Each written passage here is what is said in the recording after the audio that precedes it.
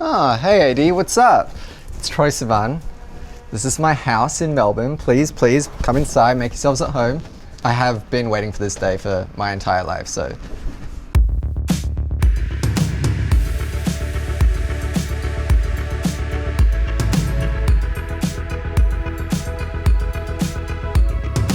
Yeah, I have been living in America for the last maybe 5 or 6 years, and I have been so homesick the entire time. And then when everything got crazy in March, I came back to Australia to be with my family. And eventually I was just like, wait, what am I doing? I am so unbelievably happy here, and I just feel so at home that I wanted to put down roots. And I found this house and I was just like, done. Okay, first things first, this is literally the most comfortable couch in the world. I feel like people are gonna get mad at me for not taking off my shoes. They advertise it as the most comfortable couch in the world, and it's accurate. It's by this company called Maker & Son. Fallen asleep here a good few nights. This coffee table we had made, it's just a really huge log, basically. I hope they didn't cut down just specifically for me. I should have done some research. One of my favorite art pieces in the whole house. This is my Ramesh sculpture. The artist Ramesh just is so sick and eccentric, and she also has a huge penis. These Akari lamps are my favorite. I think the goal was to have a soup of light. You know what I mean? I didn't want hard overhead lighting because no one looks good in that. Just finding soft light just kind of gently fills the room. And we kind of followed suit with these pendants. They're vintage, and I feel like they kind of look like alien skin or something. They sort of feel like what I imagine alien skin would feel like, and I love them. They glow at night. You guys should have come at night, in all honesty, because the house, with all the lamps and stuff, it just feels super cozy. This couch is vintage by Percival Lafare. It reminded me of a spaceship or something. If you come around the back, you can see there's this white bathtub situation. I do always have a cut up apple tree in my house. That wasn't just for the AD shoot. You know, just sometimes you want the branch as well, for whatever reason. This little moment, this is my reading nook or whatever. And it's super comfortable. So I sit here a lot, have my coffee. My wish for everyone is that your space is the place that you think of when you meditate, by using lamps or candles or just your favorite bed sheets. I want that for everyone, because it's a really nice feeling to just have a place that's yours, and you know, you can just kind of kick back and relax and enjoy your life. That's what it's all about.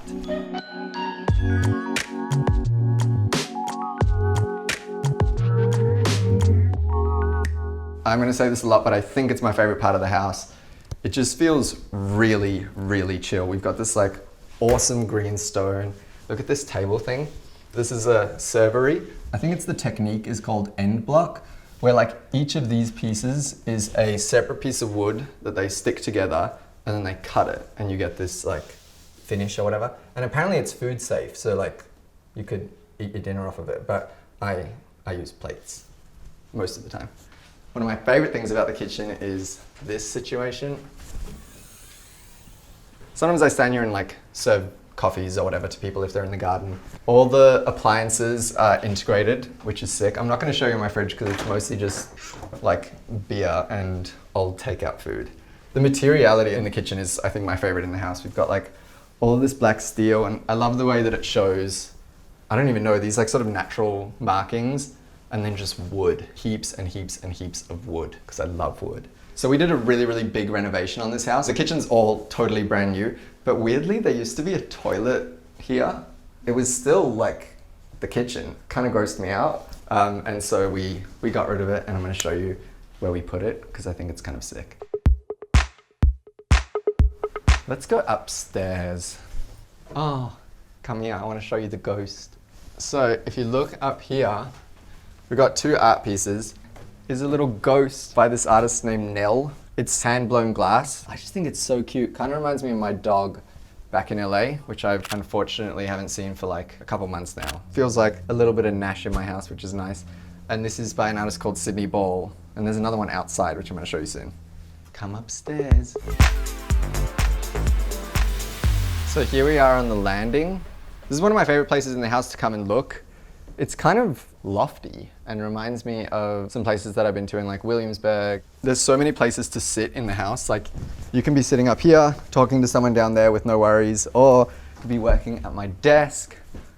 Just heaps and heaps of books. Not a lot of people know this about me, but I am very, very gay. And so just in case people don't know that, I litter gay, homoerotic books all around the house.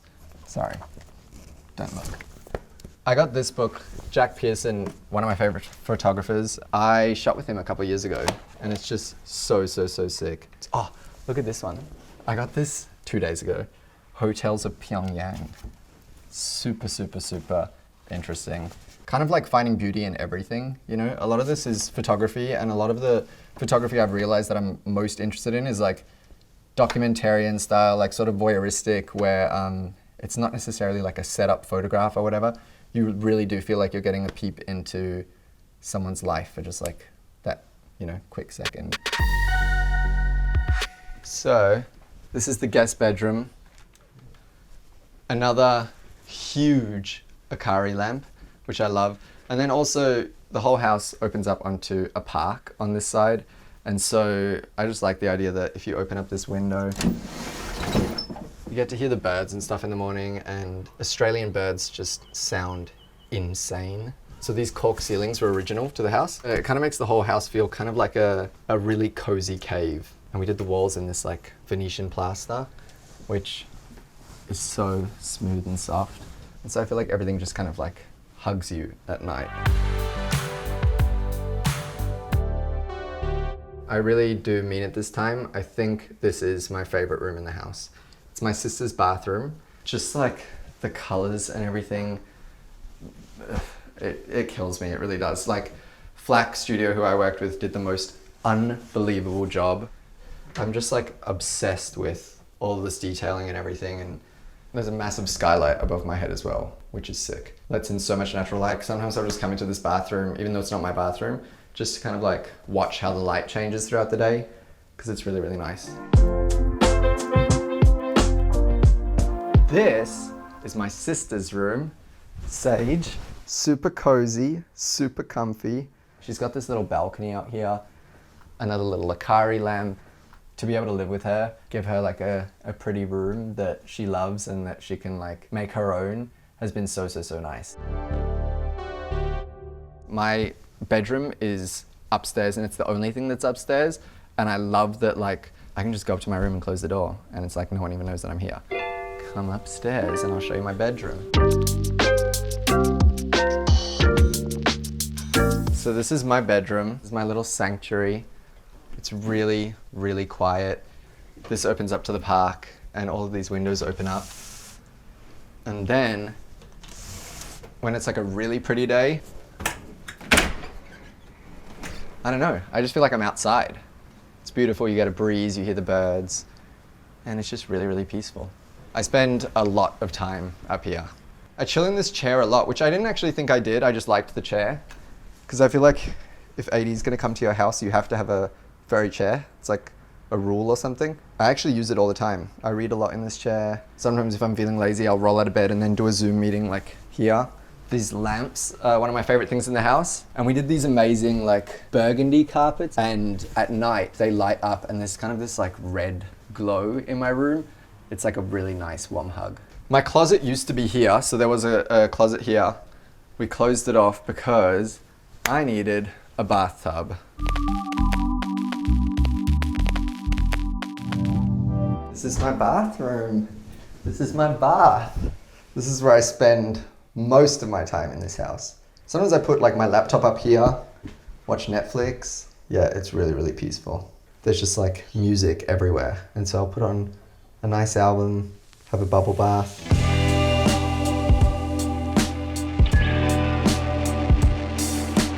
This is my actual favorite part of the house. I think this is the reason why I fell in love with it in the first place.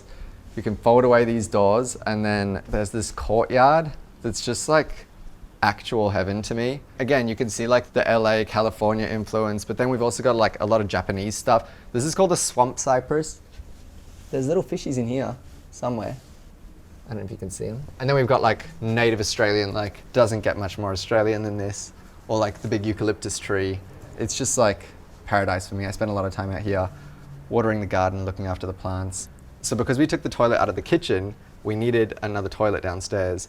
And so I was like, what if we create this like fantasy, like outdoor toilet situation? So this used to be a wine cellar, and now it's this. I wanted one of those bathrooms where, you know when you go to a restaurant and people are like, oh, have you been to the toilet? You have to go to the toilet. Just kind of lent into the fantasy and lent into like a little bit of surrealism. The walls are all curved, so it's kind of like a cave. I think the color's called oxblood. Yeah, I'm just obsessed with it. It smells really good. The Sonos is tucked away. Sometimes I make it feel like a rave in here, like if it's all quiet in the house or whatever and you come in and it's like while you're peeing. Obsessed. I think it's so dramatic and extra and I love it. One more thing I want to show you. I'm getting my phone so that I don't this up. Basically, the history of this house was in 1874, this was a handball court. How long ago was 1874? 146 years ago. So 146 years ago, this was a handball court. And then it was turned into a brick factory. Throughout all of the multiple renovations that this place has been through, one thing remained. If you look really close, you can see two handsome men playing handball in a court. And then there's this like weird sort of spear thing on the side. And then you walk over here and it's the same bloody spear. I really love the idea that this house has had so many lives and been through kind of just so much and seen so much. I'm only 25 and this house is like 146 years old. So I'm really, really, really proud and super, super, super grateful to be able to live here and call it home. I'm super, super grateful that you guys came over because this is like a really big dream of mine.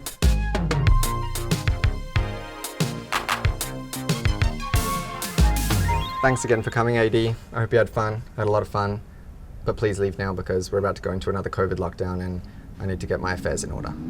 Thanks for coming. Bye, stay safe. Love you. Bye. Thank you. Bye.